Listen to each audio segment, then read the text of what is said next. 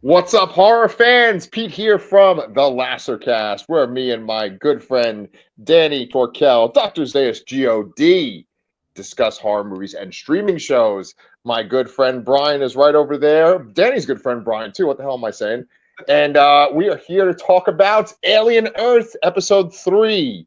So, gentlemen, I think we did a good job last week, but I just want to get some first thoughts from y'all.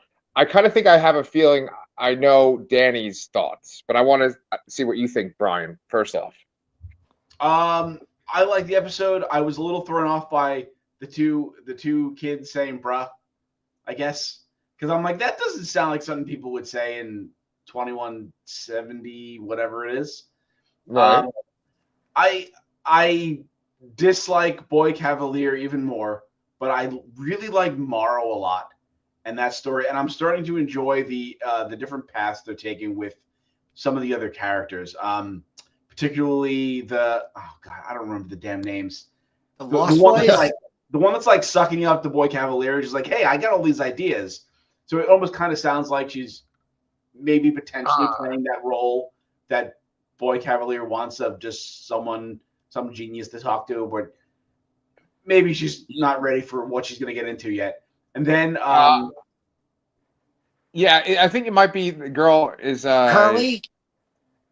Yeah, that's the one I'm that's the thinking. Lost Boys name. I don't even remember that. Yeah, well, their names are like I know like slightly and slightly and Smee and Nibs. Nibs. Nibs is the redheaded Yes. girl. Yeah. Smee Curly is the really black Lost guy. Boy? He's the black one of the Lost Boys is Smee. Yes. Okay. Yeah. There's the 5 of them in total with Wendy, of course.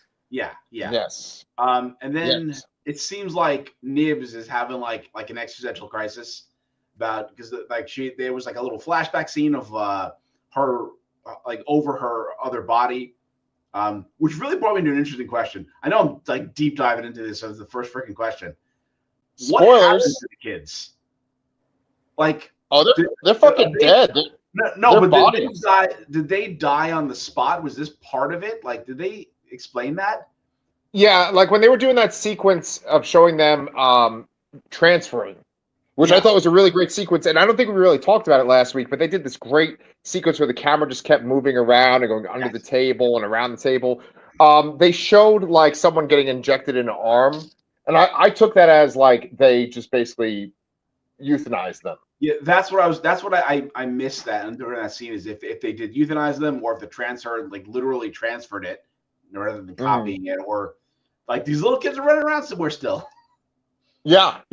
Well, I want Danny to say his piece, but just to address what you just said, Brian, I feel like it's a very Black Mirror type concept. And it's the idea, I think, of like, well, if their body dies, that person's gone, right? Like they maybe were able to move their consciousness onto these hybrids, but it's just maybe just like a copy of them, right? Like I don't think it's like necessarily they just kept going, but that's up for debate. Mr. Torkel, I have a prediction for what you thought of this episode, but I want to hear if I'm right. Oh, I thought you were going to tell me your prediction. It just sounded to me like you were reciting lyrics from Wherever I May Roam, and I don't know why that song would be stuck in your head. Right. I really like this episode. Not as much as the first two. But I agree with Brian. I like how they are kind of branching off the characters. And I think the show's done a tremendous job through only 3 episodes of fleshing out what is a fairly large character list so far. Like episodes 1 and 2 were mainly about Wendy and Hermit. And like you kind of figured out who the main characters around them were. And then here we, like Brian said, we got a lot of the other 4 Lost Boys here. We got a lot of Morrow, and you actually started to get some of his backstory and like how old he might be. He's obviously old enough to have been sent into space by Yutani's grandmother, I believe. And like he had a child long ago who's obvious, which makes me think, draws the connection to obviously Ripley in Aliens, about how, she had a kid, and in the deleted scenes from Aliens, her kid grew up and eventually passed away before she even made it back. And the game Alien Isolation. Yeah. To be honest, the only thing that I don't even want to say it bugged me in this episode, but I found it an interesting choice because I thought they did such a great job with the xenomorph in the first two episodes, and Yeah. I thought killing it as easily as they did, as early as they did in this third episode, obviously so that it could be brought to Boy Cavalier.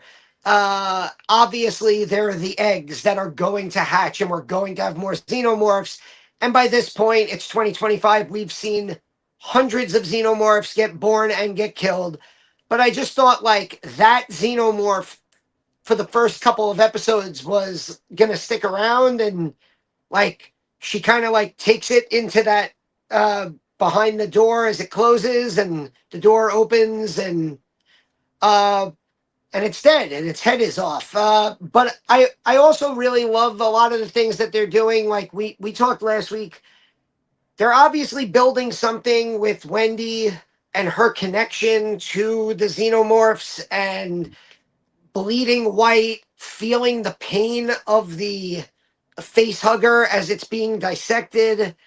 So I really enjoyed that. And I feel like my biggest problem is just covering episodic television again. Like like you guys do this a lot more on Comic Books Transform. That Pete and I, we do usually a couple episodes at a time of like Yellow Jackets, or there's very few shows that like we've gotten into and we've covered week by week by week. So to like wait 7 days, get this episode, watch it, and then be like, shit, now I have to wait again. It's like a skill I've lost in the modern streaming world. Counterpoint. I love this. I absolutely love the waiting 7 days. I don't like waiting 3 years between seasons, but I love watching an episode, digesting it, and then coming back a week later after I've digested it. I find myself enjoying it a lot more than just binging something. I'm sorry. When it's something of this kind of caliber where there's a lot to think about, I mean, there are plenty of shows where you could just totally binge and it feels better to binge because it's very surface level. But I feel like, especially with all these implications of these synthetic people that were children and all the different types of things they're going to go through, I like thinking about it. I like, and I get excited to watch it the next week, and I don't want to sit there and binge it in a day or two. I want to have this time to discuss it and think about it and let it sit. Sometimes I even come to different conclusions later on than my immediate feelings upon watching it. Yeah. I prefer this model of television like much more than the binge model. And when we review shit, it's like so difficult to just like get through a show that you can binge and then make all these videos. Like I like doing once a week. I like having the discussions with you guys. You guys are always really good at like pointing out things I didn't notice. And then there's all that speculation, that fantasy booking that we do about the shows. You can't really do that when you're binging.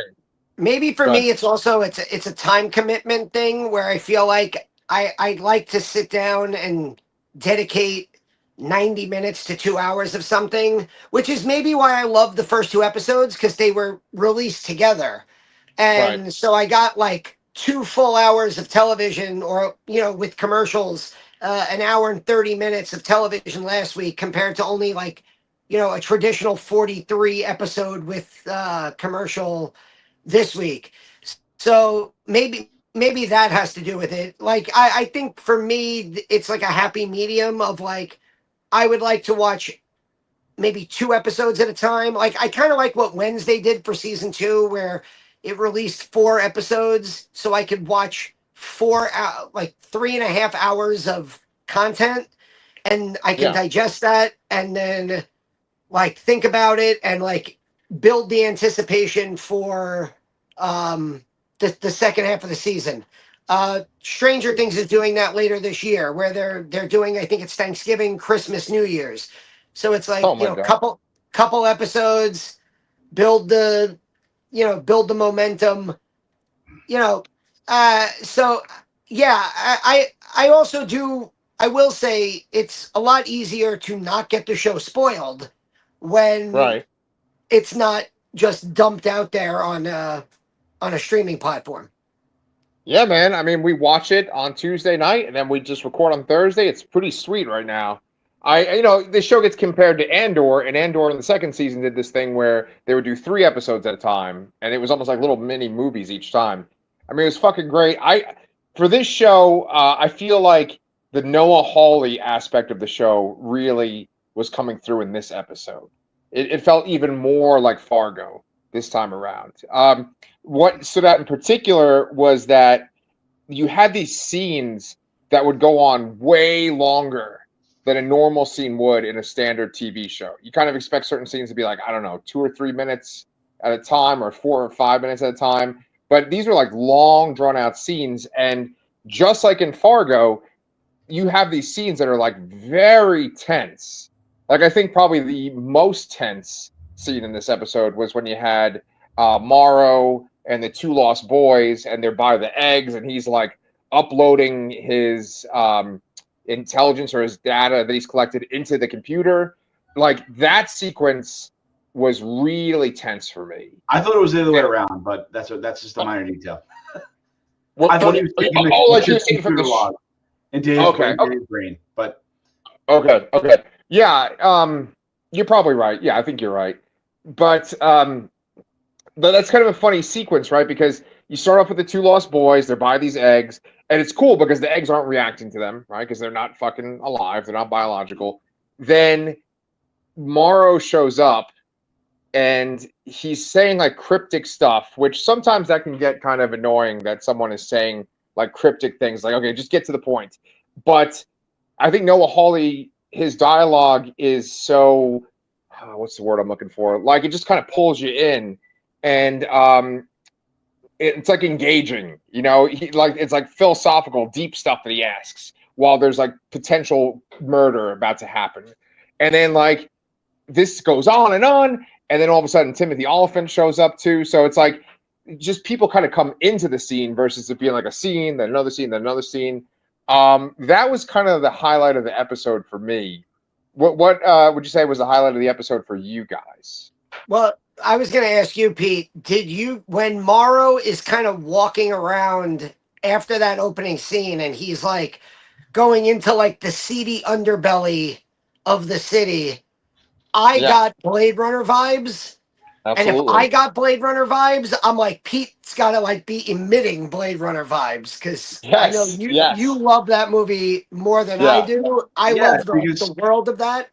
Where else do you go to Google somebody, a billionaire's name, that a sex dungeon? Right. No, I mean, people say that the world of Alien and the world of Blade Runner are connected. I don't personally believe that, but like obviously they got the connective tissue of Ridley Scott. There's also that movie Soldier with Kurt Russell that is supposed to be connected to Blade Runner as well. But it absolutely gave that vibe. I kind of like that vibe because I think that that's maybe where we're headed. This kind of like future that is almost on an apocalypse, but it's not. And then we have this advanced technology, but life is pretty miserable for most people on Earth, except for the very wealthy. And I just like that world building. I mean, so one now, of the things. Go ahead. Sorry.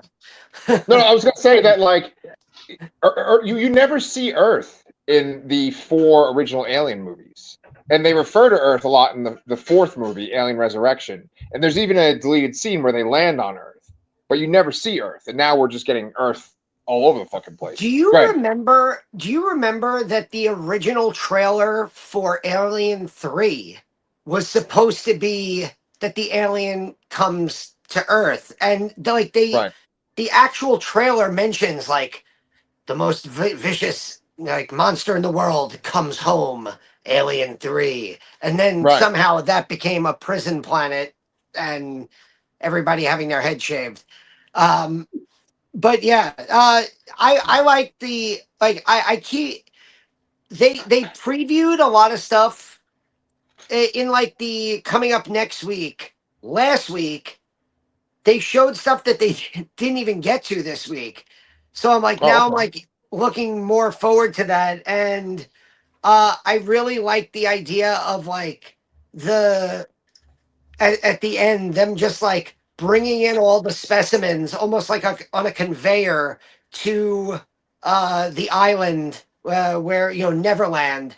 And so it's like, so now you have this like isolated location on Earth that is going to be like almost Jurassic Parked by alien species. Right. And I'm like super excited to get to that, like in the next couple of episodes. So you mentioned the previews from the previous episode being shown and them showing other stuff. I don't see that when I watch on Hulu. I don't get an episode preview for next week. But one thing I really wanted to comment on was the very beginning of the episode when they're flashing the logo. They're kind of giving you that previously on, like super speed cut. I really like that little touch there. Yeah, there's a show that I watched recently on Netflix called Bodyguard that has the guy that played Rob Stark, and it did that too, where it would like do the credits and it'd be all exciting, but it was like just basically showing you what had been on the show so far. I like that touch a lot, and it shows like the xenomorph kind of, and I think Danny, you might have shared this, but like it was a clip of the puppet they used for the xenomorph. And I think that was like a close-up shot of it, and it just looks so fucking beautiful. I love that puppet. Yeah, it's like drooling. It's Love drooling puppets. It's funny because one of the things I gave the show praise for last week was that we didn't really know how many aliens were on that ship. It was kind of ambiguous, which kind of lent itself to like what's going to happen next, what's going to show up. But then in this episode, they reveal that there's just 5 alien species. Did you guys think that was a low number? I think you don't want to go too high. You don't want to run the risk of like doing like a Jurassic Park thing where you're just kind of, let's introduce another new dinosaur. Plus again, 3 episodes in, they've done a really good job of building the tension around these weird friggin' things. The eyeball with the tentacles, that plant-looking tentacle thing that like reached out its hand at who was that? Smee. That thing which Brian, I watch it on I DVR it off of FX and then I watch it on FX so I could fast forward the commercials.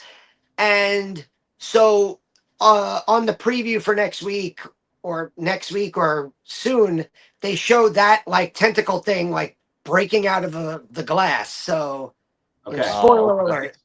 Spoilers, yeah. But yeah, and then there's like those 2 bugs that suck the blood.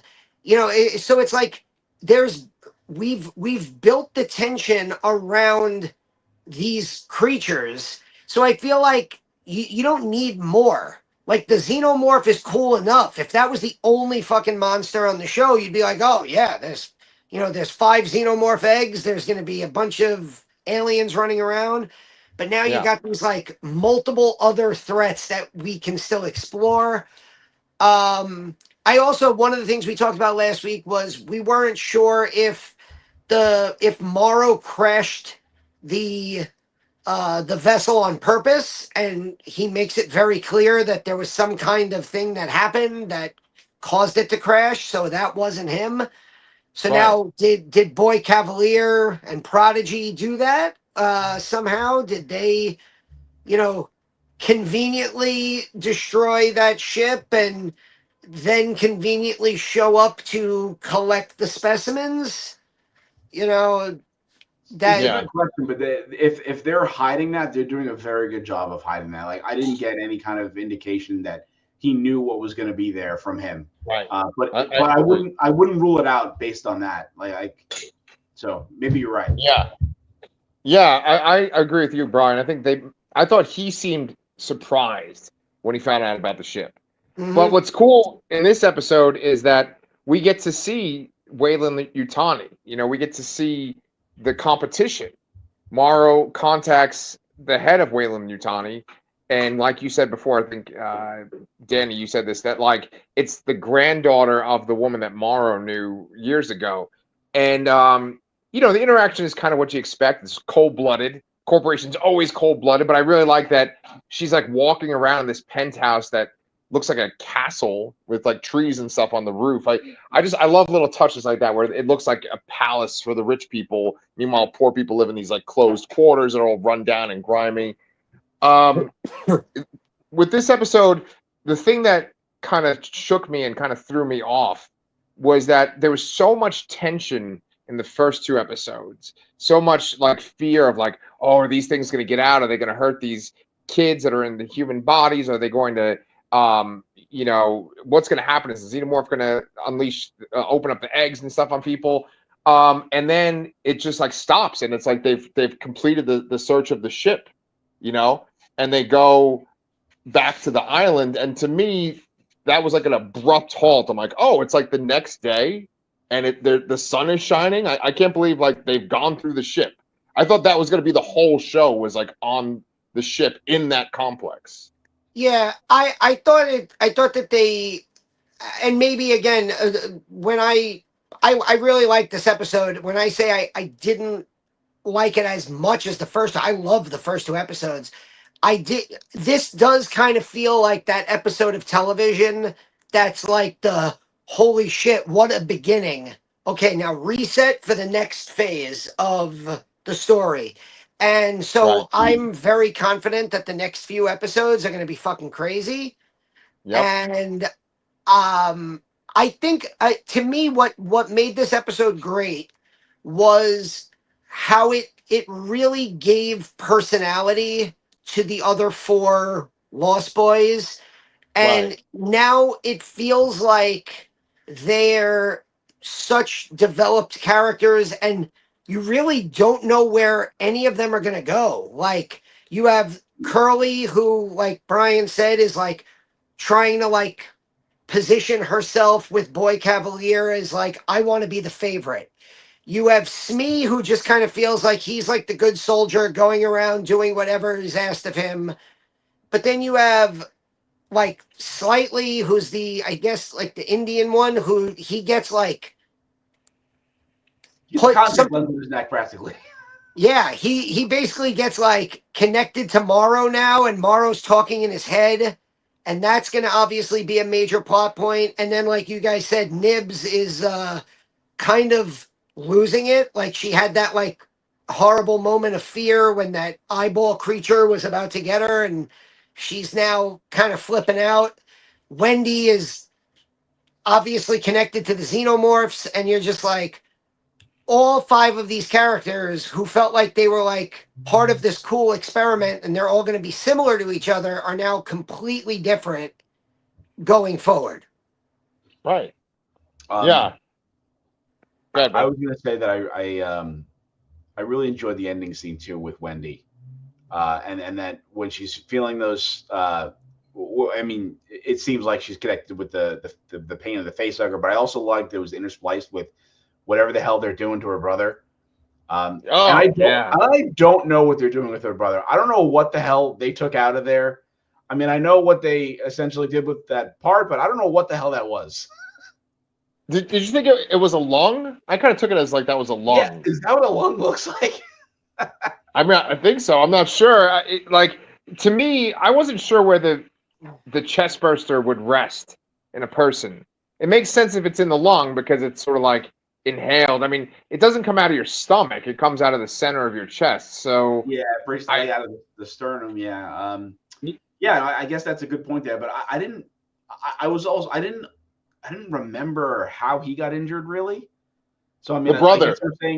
Didn't he just get like thrown by the no xenomorph? No. That whole sequence is another like prolonged sequence where she goes and she finds him, and he's been like gunked up against the wall so that a face hugger can be put in front of him.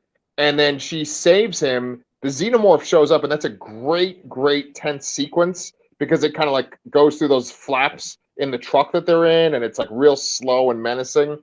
Then she like fights it. They get out of the truck. The xenomorph takes its tail and sticks it through him. and then like throws him. I missed that. And the xenomorph is like so strong that it like knocks over the truck that they're in too at one point. Then we have what you described before, Danny, where like she goes into like a cargo bay area and closes the door, and they're fighting, and she uses the cargo bay door to like slice off the xenomorph's pincer thing too. So I don't know. I like that sequence. I ripped it off with that hook thing she had in the middle of it. Before that happened. Yeah, she like drags it in with like the hook. She like gets the hook stuck in its like second mouth. And right. like I took it as like go ahead. Oh, I was gonna say like so what I took from that last scene was they dig into the face hugger and they find the actual parasite that like develops. Yes. Yes. And then they mix that with like a human body part. The brothers. Yeah, so it seems to me, and Wendy being the way she is, that the show opens with them talking about how there's like these three beings, right? There's the synths, the hybrids, and the cyborgs.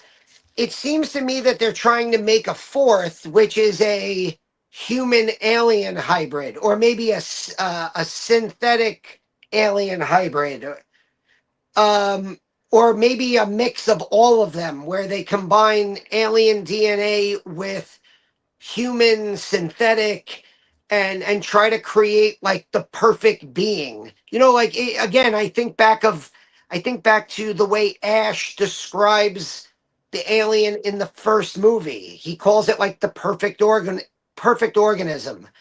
And so like maybe they're trying to create this like perfect sustainable organism of humanity by incorporating acid blood DNA and you know, I don't know, but I'm like super intrigued as to like the scientific elements of like where they're going with this, what they are going to use these specimens for.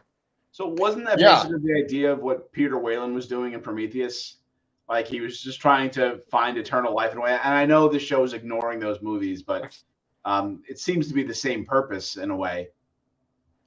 Yeah, I think that like what we're dealing with on this show is a very Black Mirror type thing, but it's in a lot of modern sci-fi, which is the idea of like, the singularity, where like humanity and technology kind of become one, or like we just sort of evolve and then we're no longer humans anymore. That's what we have with cyborgs. Androids are like that. The hybrids are like the kind of the perfect example, right? Because we're like uploading our consciousness into robot bodies. The idea of like bringing the alien DNA into that is interesting. I'm not sure if that's what they're doing, but there's a whole slew of alien comics. Bringing it back to our channel, Comic Books Transformed. There's a whole bunch of comics that take place in the alien universe. I think after the first movie and maybe before Aliens, which this is before the first movie as well. And in those books, I haven't read many of them, but I do know that there is like this weird, like, do you guys remember the movie Species? Oh yeah, Natasha Henstridge. Yeah, like remember H.R. Giger did the design of that alien too, and there's a creature in those comics written by Philip Kennedy Johnson that looks kind of like that, where it's like this sexy woman, but she's like metallic and stuff, And so I wonder if that is where they might be going, Danny. You're kind of getting my imagination going in that direction now. I mean, the first Species was excellent. The sequels not so much, but like I think that again, if they wanted this to just be an alien show, there wouldn't be any other species on the ship. It would be eggs, it would be a xenomorph, it would be face huggers, it would be the things that we've seen before. And instead we're getting these friggin' weird ass interstellar creatures. And we already have, synthetic humanoids. We have cyborgs. We have humans who have been cybernetically, what's his name? Morrow, who could like turn his hand into a friggin' sword. And you're like, so why not take it that next level and do something crazy of like mixing the alien DNA into that? Yeah. Well, let me ask you guys this. Brian, I want to get your answer on this. Do you think that this show is a multiple season show, or is it just like a limited series? Ooh, that's a great question. I don't even know how many episodes this is. Um, How many I of us? I thought it was 8, right? 8. Oh man, I feel like everybody wants to make a franchise out of things. I mean, I know Right. Alien is a franchise in itself, but I have a feeling that they could they could do more than a season with this so far, with the information we have so far. Um, and especially like Danny mentioned, all those other creatures there, I think that's just giving them more to work with later on there, and all these characters. I'm sure some of these characters are going to die at some point too, Oh yeah. because we haven't But seen too. that even brings up an interesting point of, can some of them die? Uh, Can synthetics die? yeah, I Like mean, if the whole body gets destroyed, I mean, we've seen that happen to the synthetics in other alien movies. uh, But the question is these hybrids like what's different than a synthetic other than the source of their memories, I guess. Um, you know, is there any kind of like internal dependency on something that a regular synthetic wouldn't have, that they wouldn't be able to sustain as much damage? Right. Right. And I mean, they kind of talk about it, Boy Perfect or whatever the fuck his name is, Boy Hollywood. Cavalier. Thank you, thank you. He talks about how Timothy Oliphant's character is just like code, basically. So it's not like this thing like that goes beyond just the coding of AI, like what we're dealing with now in our own world, right? So that's kind of like his limitation. Then in this episode, when he's talking to the hybrid girl, he's talking about how like they have these childlike minds, but they could just keep learning and learning and learning, and he's all excited about her learning and becoming potentially an equal for him. So Yeah. I think with them, it's interesting because they could like evolve beyond synthetics. But I mean, you're 100% right, Brian, in the sense that we've definitely seen androids die in Alien. Like they kill Ash right in the very first movie, right? And, Yeah. so I think that I think many characters are going to die in the show. Usually by the end of a Fargo season, there was many dead characters, main characters. Yeah, go ahead. It just, there's so many questions that I have about these characters. Like, are the Lost Boys permanently at their age inside of these bodies, or are they going to grow up in the human body, but then the human body doesn't age Yes, that they're that's in? what I think. Okay, because Yeah. I will say, like, we kind of jokingly said this last week, that like we really don't want there to be any like creepy sex stuff with them, but the one who like goes to Boy Cavalier and is There's like, going to I be want some to be creepy the stuff. favorite. Yeah, Yeah. like I want to be the favorite. I was like, oh, this is, okay. Like, Yep. you're talking a little bit too seductive for a, like, elementary school, maybe early junior high school age mind. That's right. So We're on the fast track to Creepville, definitely. yeah, really. All right. Yeah. So, I'm just trying to think of like other little details that I really liked in this episode. I liked, I mean, some of the things that Timothy Oliphant says, and just some of his like facial expressions. He's got a bit more of a personality than the androids do in the other Alien movies. He's Even Timothy though they're Oliphant. He has to. right. But like, they always have these amazing actors. I said this last recording that play these synth roles. Like they always just seem to strike gold with who they've cast as the actor. He's just great. And then, Wendy kind of gets sidelined for most of this episode, and it is just focused more on the Lost Boys and Boy Cavalier. I don't know. I mean, I know horrible stuff is going to go down in the next few episodes, but I am very happy with where we're at. Well, I mean, what's some fantasy booking? What do you guys think is coming up within like the next 2 episodes or so? Well, I just wanted to point out, like, I know I jokingly said we have to make a Spaceballs Kafka reference because the episode was called Metamorphosis. But, like, the fact that the episode was called Metamorphosis and you're like, the one human character that we have is like undergoing some kind of like weird, shady surgery. Uh, Wendy, who you said was Cylon for most of this episode, is like, she's having her she's like reacting and feeling what the face hugger is feeling. You have, what do you call it, you have the other what's his name, Slightly is, you have the eggs that are there waiting to like open up at some point. They keep hinting that they're going to open up. There goes Pete. Oh, well, there we go. Oh, wait. And he's back. And he's kind of back.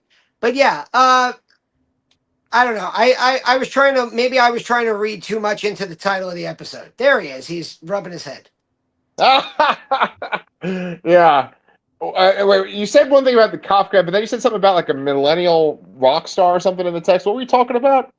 Oh, it's got to be somebody our age who is picking the end credit songs every week. It was Stinkfist last week by Tool, and now it's Metallica, Wherever I May Roam. So I'm like waiting to hear like what. First one was Black Sabbath, wasn't it? Yeah. So like I'm sure like next week will be like Terrible Lie by Nine Inch Nails or something. Or something, yeah. Danny, I will shit my pants if that is the song that plays in the credits next episode. Please don't. They probably showed it in the preview that he saw. Yeah, there you go. So, here's the deal, gentlemen. We already had a glitch. I think we should maybe kind of wrap this up. Is there anything else you guys want to say about this episode right here? No, I think I'm good here. Excited to see Danny, more. you're good too? Yeah. All right. Well, Brian, do you want to give people a heads up on what might be coming up on our channel, Comic Books Transformed, soon? Comic Books Transformed coming very soon. Peacemaker Season 2. We're very excited. Yeah, man. Hell yeah. Very excited. That comes out today, and we'll probably have a review of the first 2 episodes or so in the next, 2 weeks. Mr. Torkel, what about this channel? I have no idea. Okay. This is the first video that we're recording since the last episode of Alien Earth, so it's pretty much the same stuff that's been up there. We did our review of Mandy. I have some shorts from the first 2 episodes of this. Just follow us for our Alien Earth content right now, and the next time there's a big horror movie out in the theaters. Pete, have you seen Weapons yet? I have not. I'm sorry. My life's Okay, been a well, little bit... when Pete sees Weapons, we're going to talk about Weapons because I need to talk to somebody about this friggin' movie. Brian, have you seen it? I haven't, but I want to. Okay. Yeah. We'll make it happen. Yeah. That'll be coming up soon. We'll get Pete to see Weapons. There you go. Very nice. Well, guys, thank you so much for watching our show. We really appreciate you taking the time. If you want to like this episode, that'd be great. And, of course, you can subscribe. Please do that, and then we won't have to stick a hook through your piston. We'll see you guys next time.